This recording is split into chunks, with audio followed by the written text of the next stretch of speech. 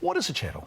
Well, something that isn't the house, and chattels are discretionary. In New Zealand, a lot of assumptions and expectations, but if there's any doubt, if you're buying a home, specify with your agent that that rug, is that staying or going, and especially at the time that you're drafting up your contract to present an offer to purchase, make sure you've got that list of things that the lemon tree you talked about, or the especially air conditioning units, they're pretty much a given. If they're fitted in, they're not going. But there are a lot of assumptions made by buyers and vendors that, oh no, I'm taking that chandelier, my great auntie Nellie gave us that, so that's going. But the buyer doesn't know that. So if you are wandering around the house and you see things that aren't the house, that are attached to the house in some way, whether it's a heat pump or the great auntie's chandelier or the lemon tree in the backyard, and you want it, to be absolutely certain you have to have it written into the contract.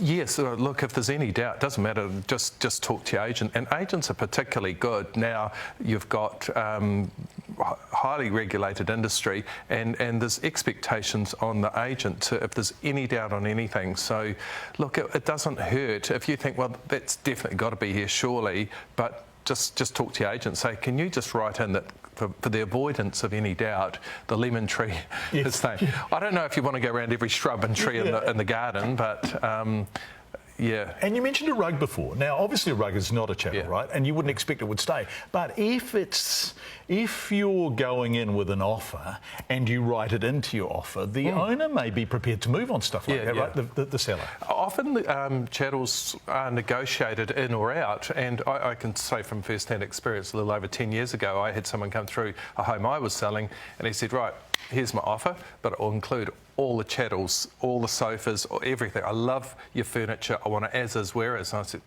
oh, I hadn't really thought about that. And I thought, well, there's a value on that. Okay. So we specified everything in there and went back, signed it.